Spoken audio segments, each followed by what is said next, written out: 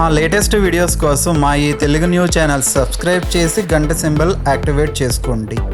రేపు ఆదివారం సాయంత్రం 6 తర్వాత కుంకుమ నీళ్లతో ఇలా చేయండి.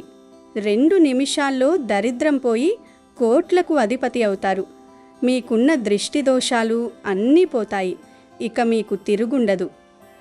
మన భారతీయ సంప్రదాయంలో, సనాతన ధర్మంలో కుంకుమకు ఉన్న ప్రాముఖ్యత అంతా ఇంతా కాదు. ప్రతి ఇంట్లోనూ, ప్రతి పూజా గదిలోనూ కుంకుమ అనేది అత్యంత పవిత్రమైన వస్తువుగా భావిస్తాం. ప్రతిరోజు కుంకుమతో బొట్టు పెట్టుకుంటాం. కానీ కుంకుమ అంటే కేవలం ఒక అలంకరణ వస్తువు మాత్రమే కాదు. అది సాక్షాత్తు లక్ష్మీ స్వరూపం, శక్తికి చిహ్నం. కుంకుమలో ఉండే ఎరుపు రంగు మనలో ఉత్తేజాన్ని, ధైర్యాన్ని మరియు సానుకూల శక్తిని నింపుతుంది. కుంకుమకు మన కష్టాలను తొలగించి అపారమైన ధనాన్ని ఆకర్షించే అద్భుతమైన శక్తి ఉంది. ఎక్కడైతే కుంకుమ నిరంతరం పూజించబడుతుందో, ఎక్కడైతే కుంకుమ బొట్టు వెలుగుతుందో అక్కడ లక్ష్మీదేవి తాండవిస్తుంది. కేవలం ఆధ్యాత్మికంగానే కాకుండా తాంత్రిక పరంగా కూడా కుంకుమకు ఉన్న శక్తి అపారమైనది. మనపై ఉండే నరదృష్టిని, నరఘోషను, శత్రుబాధలను పటాపంచలు చేసే శక్తి కేవలం ఆ కుంకుమకే సొంతం. ఒక్కోసారి మన జీవితంలో ఎన్ని ప్రయత్నాలు చేసినా ఫలితముండదు. సంపాదన బాగున్నా చేతిలో పైస నిలవదు. అనారోగ్య సమస్యలు వెంటాడుతుంటాయి. వీటన్నింటికీ ప్రధాన కారణం నరదృష్టి. నరుని కంటికి నల్ల రాయి కూడా పగులుతుంది అనే సామెత ఊరికే రాలేదు. అటువంటి భయంకరమైన దోషాలను కూడా దూరం చేసి మన ఇంటిని ఐశ్వర్య నిలయంగా మార్చే శక్తివంతమైన ప్రక్రియ ఒకటుంది. ఈ ఆదివారం సాయంత్రం 6 గంటల తర్వాత కుంకుమ నీళ్లతో ఈ చిన్న పరిహారం గనక మీరు చేస్తే మీ ఇంట్లోని దరిద్రమంతా పోయి మీరు కోట్లకు అధిపతి కావడం ఖాయం. మరి ఆ అద్భుతమైన కుంకుమ నీళ్ల పరిహారం ఏమిటో, దాన్ని ఎలా చెయ్యాలో ఈ వీడియోలో తెలుసుకుందాం. ముందు ఒక పవిత్ర కథను విందాం. ఫ్రెండ్స్, ముందైతే ఈ వీడియోని తప్పకుండా లైక్ చేయండి. మీరిచ్చే ఒక లైక్ మాకు ఎంతో ప్రోత్సాహాన్నిస్తుంది. అలాగే కమెంట్ బాక్స్లో జై శ్రీరామ్ అని టైప్ చేయండి. పూర్వం సోమగిరి అనే ఒక అందమైన గ్రామం ఉండేది. ఆ గ్రామంలో రుద్రయ్య అనే ఒక పేరు మోసిన ధనవంతుడుండేవాడు. రుద్రయ్యకు ఆస్తిపాస్తులకు ఏమాత్రం కొదవలేదు. ఎటు చూసినా పచ్చని పొలాలు, ఊరి చివరన పెద్ద మేడ, దేనికి లోటులేని జీవితం. కానీ అతని మనసు మాత్రం ఎప్పుడూ సంపాదన చుట్టూనే తిరుగుతూ ఉండేది. డబ్బు లేనివాడు దునియాలో పనికిరాడు అనేది అతని సిద్ధాంతం. ఆ ధన వ్యామోహంలో పడి అతను మానవత్వాన్ని మరిచిపోయాడు. ఎవరైనా ఆకలి అని తన ఇంటి ముందుకు వస్తే వారికి పట్టెడన్నం పెట్టడం పక్కన పెడితే దారుణంగా విమర్శించి పంపించేవాడు. దానం అనే మాట అతని నిఘంటువులోనే లేదు. రుద్రయ్య భార్య పేరు గౌరి. ఆమె పేరుకు తగ్గట్టుగానే మహాసాధ్వి, పరమశివ భక్తురాలు. ఆమెకు ఈశ్వర భక్తి అంటే ప్రాణం. వారిద్దరికీ మల్లిక అనే ఒక చిన్న కూతురుండేది. ఆ చిన్నారి మల్లిక కూడా తన తల్లిలాగే ఎంతో వినయ విధేయతలు కలిగి ఉండేది. గౌరి ప్రతిరోజు ఉదయాన్నే లేచి ఇంటిని శుద్ధి చేసి పరమేశ్వరునికి అభిషేకం చేసుకునేది. స్వామి, మాకు చాలా ఆస్తి ఇచ్చావు, నిండు 100 ఏళ్ల ఆయుష్నిచ్చావు, నా భర్తను, బిడ్డను ఎంతో క్షేమంగా చూస్తున్నావు. అంతకు మించి నాకేమీ వద్దు తండ్రి. కేవలం నా భర్తకు ఆ దానగుణాన్ని, భక్తిని ప్రసాదించు. ఈ సంపద శాశ్వతం కాదని అతనికి అర్థమయ్యేలా చెయ్యి అని మనసారా ఆ భోలాశంకరుణ్ణి వేడుకుంటూ ఉండేది. అలా ఉండగా ఒకరోజు రుద్రయ్య వ్యాపారంలో భారీ లాభాలను గడించి సంచి నిండా బంగారు నాణాలను పట్టుకుని ఇంటికి వస్తాడు. అతని ముఖంలో అహంకారం స్పష్టంగా కనిపిస్తుంది. ఆ డబ్బు మూటను గదిలో పడేసి, గౌరీ, చూసావా నా అదృష్టం ఎలా ఉందో? ఈ ఏడాది పంటలు పండిన తీరు చూస్తే నాకంటే గొప్పవాడు ఈ గ్రామంలోనే లేడనిపిస్తుంది. ఇంత ధనాన్ని ఎక్కడ దాచాలో కూడా నాకు అర్థం కావడం లేదు అని మురిసిపోతుంటాడు. గౌరి ఆ డబ్బును చూసి సంబరపడలేదు సరే కదా. మెల్లగా భర్త దగ్గరకు వెళ్ళి, ఏవండి, ఇంత ధనం మన దగ్గర ఉంది కదా, వచ్చే శివరాత్రి నాడు మన ఊరిలోని శివాలయంలో ఒక 500 మందికి అన్నదానం చేద్దామండి. పేదవారికి బట్టలు పంచుదాం, పుణ్యం వస్తుంది అని విన్నవించింది. ఆ మాట వినగానే రుద్రయ్య ముఖం కోపంతో ఎర్రబడింది. ఏంటి గౌరీ, నీకు పిచ్చేవైనా పట్టిందా? రాత్రింబవళ్ళు కష్టపడి నేను సంపాదిస్తుంటే నువ్వు దానాల పేరుతో తగలేస్తానంటావా? ఎవరైనా నగలు చేయించుకోమంటారు, కొత్త చీరలు అడుగుతారు, కానీ నువ్వు ఇలా లేనిపోని ఖర్చులు చెప్తున్నావేంటి? ఇలా ప్రతి ఒక్కరికి అన్నం పెడుతూ పోతే రేపు మనకు కానీ మన మల్లికకు కానీ ఒక్క కాసు మిగలదు. ఇకపై ఇలాంటి మాటలు నా దగ్గర ఎత్తకు అని కసురుకుని ఆ డబ్బును తన ఇనుప పెట్టెలో పెట్టి తాళం వేస్తాడు. గౌరి కన్నీళ్లు పెట్టుకుని ఆ శివలింగం ముందు కూర్చుని బాధపడుతుంది. కొన్ని రోజులకి శివరాత్రి పండుగ రానే వచ్చింది. గ్రామంలో అందరూ కొత్త బట్టలు కట్టుకుని విభూతి రేఖలతో ముస్తాబై శివాలయానికి వెడుతున్నారు. గౌరి తన భర్త దగ్గరకు వెళ్ళి, ఏవండి, ఇవాళ పరమ పవిత్రమైన శివరాత్రి. ఊరిలో అందరూ గుడికి వెడుతున్నారు, మనం కూడా వెళ్దాం రండి. ఆ చంద్రశేఖరుణ్ణి దర్శించుకుంటే మనస్సుకి ప్రశాంతత లభిస్తుంది అని అడుగుతుంది. అప్పుడు రుద్రయ్య ఎగతాళిగా నవ్వి, గుడికి వెళ్ళడం ఎవరికి? చేతకాని వారికి, ఆత్మవిశ్వాసం లేని వారికి దేవుడి అవసరం ఉంటుంది. నాకు నా కష్టం మీద, నా తెలివితేటల మీద నమ్మకం ఉంది. నా దగ్గర సంపద ఉంది. నాకు ఏ దేవుడి సహాయం అక్కర్లేదు. అయినా ఆ రాతి విగ్రహానికి మొక్కితే ఏం వస్తుంది అని నిష్ఠూరంగా మాట్లాడతాడు.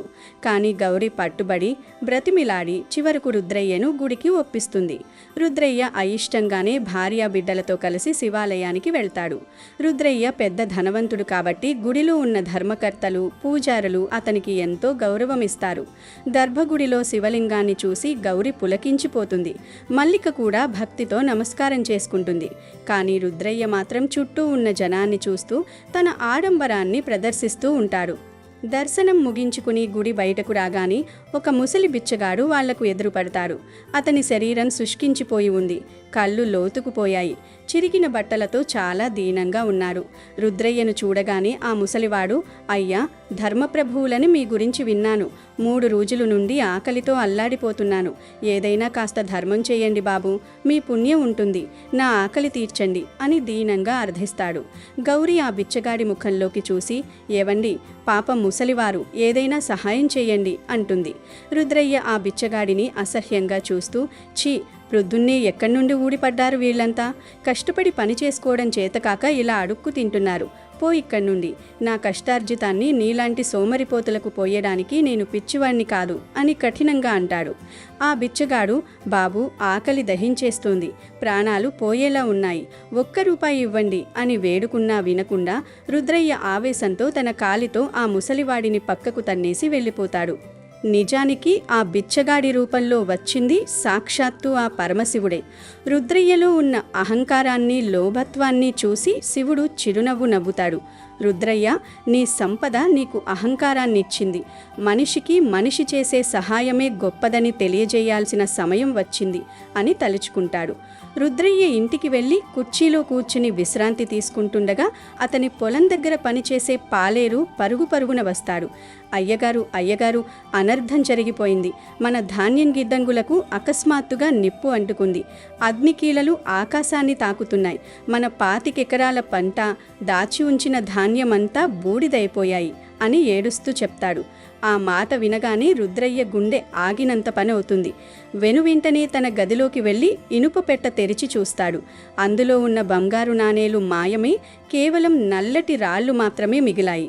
గౌరి పరుగున వచ్చి, ఏవండి, నా నగలు కూడా కనిపించడం లేదండి, బీరువాలో పెట్టిన నగలు ఏవయ్యాయో తెలియదు అని అంటుంది. రుద్రయ్య హతాశుడై కుప్పకూలిపోతాడు. ఇదంతా ఆ శివుడి లీలే అండి. మీరు ఆ ముసలి బిచ్చగానిని తన్నడం వల్లే మనకు ఈ గతి పట్టింది. ఇప్పటికైనా ఆ పరమేశ్వరుణ్ణి వేడుకోండి అని గౌరి మొత్తుకుంటుంది. కానీ రుద్రయ్యలో మార్పు రాలేదు. లేదమ్మా, ఇదంతా ఎవరో దొంగలు చేసిన పని. ఆ బిచ్చగాడికి దీనికి సంబంధం లేదు. నేను మళ్ళీ సంపాదిస్తాను అని మొండిగా అంటాడు. మరుసటి రోజు ఉదయం మళ్ళీ అదే బిచ్చగాడు రుద్రయ్య ఇంటి ముందర నిలబడి, భవతి భిక్షాందేహి, అమ్మ, ఆకలిగా ఉంది, పట్టిరు అన్నం పెట్టండి అని అరుస్తాడు. రుద్రయ్యకు ఆ బిచ్చగాడిని చూడగానే ఒళ్ళు మండిపోతుంది. నువ్వు మళ్ళీ వచ్చావా? నీ వల్లే నాకు అపశకునం ఎదురైంది అంటూ పక్కనే ఉన్న ఒక కర్ర తీసుకుని ఆ బిచ్చగాడిని కొట్టడానికి వెళ్తాడు. ఆ బిచ్చగాడు మౌనంగా అక్కడి నుండి వెళ్ళిపోతాడు. రుద్రయ్య లోపలికి వెళ్ళి చూడగా వంటగదిలో ఉన్న బియ్యం, పప్పులు, పాలు అన్నీ మాయమైపోయి ఖాళీ పాత్రలు మాత్రమే ఉన్నాయి. ఇంట్లో తినడానికి ఒక్క మెతుకు కూడా మిగల్లేదు. ఆఖరికి మల్లిక ఆకలితో ఏడవడం మొదలు పెడుతుంది. 3 రోజులు గడిచాయి. రుద్రయ్య ఇంట్లో ఉన్న సంపదంతా పోయింది. తినడానికి అన్నం లేదు. అప్పుడు గౌరీ భర్తతో, ఏవండి, భిక్ష అంటే కేవలం డబ్బివ్వడం కాదు, మనలో ఉన్న అహంకారాన్ని, పాపాన్ని దైవానికి సమర్పించడం. ఆనాడు ఆ బిచ్చగాడిని మీరు కాలుతో తన్నినప్పుడు మీ పుణ్యమంతా హరించుకుపోయింది. ఇప్పుడైనా నిజం తెలుసుకోండి, మనల్ని ఆ భోలాశంకరుడే పరీక్షిస్తున్నాడు అని హితవు చెప్తుంది. రుద్రయ్యకు మెల్లగా జ్ఞానోదయం కావడం మొదలవుతుంది. తన కుమార్తె ఆకలితో నకనకలాడడం చూసి అతని మనసు ద్రవిస్తుంది. ఇల్లంతా వెతికితే ఒక్క మూలన ఒక పండిన మారేడు పండు, బిల్వఫలం కనిపిస్తుంది. ఆ పండును పట్టుకుని రుద్రయ్య శివాలయానికి పరుగు తీస్తాడు. అక్కడ ఆ ముసలి బిచ్చగాడు ఒక చెట్టు కింద నీరసంగా కూర్చుని ఉంటాడు. రుద్రయ్య కళ్ళల్లో నీళ్లతో అతని పాదాల మీద పడి, తండ్రి, నన్ను క్షమించండి. అహంకారంతో నేను మీకు ద్రోహం చేశాను. నా దగ్గర ఇప్పుడు మీకు ఇవ్వడానికి ఏమీ లేదు, ఈ మారేడు పండు తప్ప. దీన్ని స్వీకరించి నా పాపాన్ని క్షమించండి అని వేడుకుంటాడు. అప్పుడు ఒక్కసారిగా ఆ ప్రాంతమంతా ఓంకారనాదంతో నిండిపోతుంది. ఆ ముసలి బిచ్చగాడు అదృశ్యమై అక్కడ సాక్షాత్తు కైలాసవాసుడైన పరమశివుడు సాక్షాత్కరిస్తాడు. రుద్రయ్య ఆ దివ్య మంగళ స్వరూపాన్ని చూసి ఆశ్చర్యచకితుడవుతాడు. శివుడు ప్రశాంతమైన స్వరంతో ఇలా అంటాడు, రుద్రయ్య, నేను ఎవరి దగ్గర భిక్ష కోరను. భక్తుల లోభత్వాన్ని, అహంకారాన్ని హరించడానికే నేను భిక్షగాడి రూపంలో వస్తాను. నీవు అర్పించిన ఈ ఫలం నీలోని మార్పుకు సంకేతం. సంపద అనేది ఒక నది లాంటిది. అది ఎప్పుడూ ప్రవహిస్తూ ఇతరులకు మేలు చేయాలి. అది ఒకే చోట నిలిచిపోతే కలుషితమవుతుంది. నీకు నీ తప్పు తెలిసింది. ఇకపై నీ సంపదను 10 మందికి ఉపయోగపడేలా చూడు అని దీవించి మాయమవుతాడు. కళ్ళు తెరిచి చూసేసరికి రుద్రయ్య తిరిగి తన ఇంటి ముందే ఉంటాడు. మళ్ళీ గిడ్డంగులు ధాన్యంతో నిండిపోయాయి. పెట్టెలో బంగారం మెరుస్తోంది. ఇంట్లో సరుకులు సమృద్ధిగా ఉన్నాయి. కానీ ఇప్పుడు రుద్రయ్యలో పాత రుద్రయ్య లేడు. ఆ శివరాత్రి మరుసటి రోజు నుండి అతను గొప్ప దాతగా మారాడు. ప్రతిరోజు పేదలకు అన్నదానం చేయడం, గుడికి వచ్చే భక్తులకు వసతులు కల్పించడం తన దినచర్యగా మార్చుకున్నాడు. సోమగిరి గ్రామంలో రుద్రయ్య పేరు ఇప్పుడు ధనవంతుడిగా కంటే గొప్ప దాతగా మారుబ్రోగిపోతోంది. పరమశివుని కరుణతో ఆ కుటుంబం ఆనందంగా, తృప్తిగా జీవించసాగింది. ఇక ఆలస్యం చేయకుండా అసలు విషయంలోకి వెళదాం. సాధారణంగా మనకు తెలుసో తెలియకు పక్కవారి కళ్ళు మన మీద, మన సంపాదన మీద, మన ఎదుగుదల మీద పడుతుంటాయి. దీనినే నరదృష్టి లేదా నరఘోష అంటారు. మనం బాగున్నామని ఎవరైనా అనుకుంటే చాలు, ఆ నెగిటివ్ ఎనర్జీ నరఘోషగా మారి మనపై ప్రభావం చూపిస్తుంది. ఫలితంగా ఇంట్లో గొడవలు, ఆర్థిక ఇబ్బందులు, వ్యాపారంలో నష్టాలు వస్తుంటాయి. అయితే ఇటువంటి సమస్యలన్నింటికీ ఆదివారం రోజు చేసే ఈ కుంకుమ నీళ్ల పరిహారం ఒక రామబాణంలా పనిచేస్తుంది. ఆదివారం అనేది అపారమైన శక్తిని ఇచ్చే రోజు. కాబట్టి ఆదివారం సాయంత్రం సూర్యాస్తమయం అయిన తరువాత, అంటే 6 గంటలు దాటిన తరువాత ఈ పరిహారాన్ని మొదలుపెట్టాలి. దీనికోసం మీరు ముందుగా ఒక శుభ్రమైన గాజు గ్లాసును తీసుకోండి. గుర్తించుకోండి, ఈ పరిహారానికి గాజు గ్లాసు మాత్రమే వాడాలి.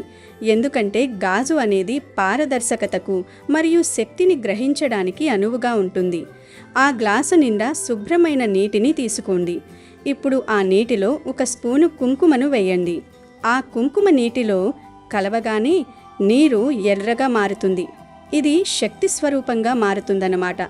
ఇప్పుడు ఆ కుంకుమ నీటిలో 1 చిటికెడు ఉప్పును వేయండి. ఉప్పుకు ప్రతికూల శక్తిని లాగేసుకునే గుణం ఉంటుంది. ఆ తర్వాత అందులో కొన్ని ఆవాలు వేయండి. ఆవాలు అంటే భైరవ శక్తికి సంకేతం. ఇవి శత్రుబాధలను, గ్రహదోషాలను నాశనం చేస్తాయి. చివరగా 1 పొట్టు తీయని వెల్లుల్లి రెబ్బను ఆ నీటిలో వేయండి. వెల్లుల్లి ఘాటుకు దుష్టశక్తులు, ప్రతికూల కిరణాలు మీ ఇంటి దరిదాపుల్లోకి కూడా రాలేవు. ఇలా సిద్ధం చేసుకున్న కుంకుమ నీళ్ల గ్లాసును మీ చేతిలోకి తీసుకుని మీ ఇల్లంతా తిరగండి. మీ ఇంటి ప్రతి మూలకు, ప్రతి గదిలోకి ఆ గ్లాసును తీసుకెళ్ళండి. ఇలా చేస్తున్నప్పుడు మీ మనసులో మీకున్న కష్టాలన్నీ పోవాలని, ధనలాభం కలగాలని గట్టిగా సంకల్పం చేసుకోండి. ఇల్లంతా తిరిగిన తర్వాత ఆ గ్లాసును మీ ఇంటి ఈశాన్య మూలలో ఉంచండి. ఈశాన్యం అనేది దేవతామూల, సానుకూల శక్తి ప్రవహించే స్థానం. ఆ గ్లాసును అక్కడ పెట్టి రాత్రంతా అలాగే వదిలేయండి. మరుసటి రోజు అంటే సోమవారం ఉదయం సమయంలో లేదా తెల్లవారుజామునే లేచి ఆ గ్లాసులోని నీటిని తీసుకుని వెళ్ళి ఇంటికి దూరంగా ఉండే ఏదైనా పిచ్చి చెట్టు మొదట్లో పోసేయండి. ఆ నీటిని పోసాక వెనక్కి తిరిగి చూడకుండా ఇంటికి వచ్చేయండి. ఆ తర్వాత కాళ్ళు చేతులు కడుక్కుని మీ పనుల్లో నిమగ్నమవ్వండి. ఇలా మీరు కేవలం ఒక్క ఆదివారం చేసినా సరే మీ ఇంట్లో ఉన్న నరదృష్టి, నరఘోష పూర్తిగా తొలగిపోతాయి. మీరు గమనించని ఒక విషయం ఏమిటంటే ఆ గ్లాసులోని నీరు మీ ఇంట్లోని నెగటివ్ ఎనర్జీనంతా పీల్చేసుకుంటుంది. దాన్ని మీరు పిచ్చి చెట్టు మొదట్లో పోయడం వల్ల ఆ దరిద్రం, ఆ నెగటివ్ ఎనర్జీ మీ ఇంటి నుండి శాశ్వతంగా బయటకు వెళ్ళిపోతుంది. ఎప్పుడైతే మీ ఇంటి నుండి ప్రతికూలత పోతుందో అప్పుడు లక్ష్మీదేవి అనుగ్రహం కలుగుతుంది. ఆర్థిక ఇబ్బందులు మటుమాయమవుతాయి. ఆగిపోయిన పనులు వేగంగా పూర్తవుతాయి. వ్యాపారం చేసేవారికి లాభాలు వస్తాయి. ఉద్యోగస్తులకు ప్రమోషన్లు లేదా జీతాల పెరుగుదల వంటి శుభవార్తలు వింటారు. ఈ పరిహారం చాలా చిన్నదిగా అనిపించినా దీని వెనుక ఉన్న ఆధ్యాత్మిక రహస్యం చాలా పెద్దది. మన పూర్వీకులు ఇటువంటి చిన్న చిన్న చిట్కాలతోని పెద్ద పెద్ద సమస్యల నుండి గట్టెక్కేవారు. నమ్మకంతో చేసే ఏ పనైనా అద్భుతాలను సృష్టిస్తుంది. కాబట్టి సంశయించకుండా పూర్తి విశ్వాసంతో ఈ ఆదివారం ఈ పరిహారాన్ని పాటించండి. ధన సమస్యలు తీరిపోయి మీరు కోరుకున్న విధంగా ఐశ్వర్యవంతులు అవ్వడానికి ఈ కుంకుమ నీళ్ల పరిహారం ఎంతగానో తోడ్పడుతుంది. మీ జీవితంలో ఒక కొత్త వెలుగు చూడబోతున్నారని నమ్మండి. ఎందుకంటే విశ్వాసం ఉన్న చోటే విజయం ఉంటుంది. ఈ పద్ధతిని క్రమం తప్పకుండా పాటిస్తే మీకే తెలుస్తుంది మీకు ఎంతగా కలిసి వస్తుందో. ధనలాభం కలగడమే కాకుండా ఇంట్లో ప్రశాంతత, అన్యోన్యత పెరుగుతాయి. శత్రువుల నుండి వచ్చే ఇబ్బందులు ఆగిపోతాయి. మొత్తానికి చెప్పాలంటే ఈ పరిహారం మీ జీవితాన్ని మలుపు తిప్పే అద్భుత శక్తిని కలిగి ఉంది. మరెందుకు ఆలస్యం? రేపు ఆదివారం రాగానే ఈ కుంకుమ నీళ్ల అద్భుతాన్ని మీరే ప్రత్యక్షంగా చూడండి. వీడియో నచ్చితే లైక్ చేయండి, షేర్ చేయండి, బట్ సబ్స్క్రైబ్ చేసుకోవడం మర్చిపోవద్దు.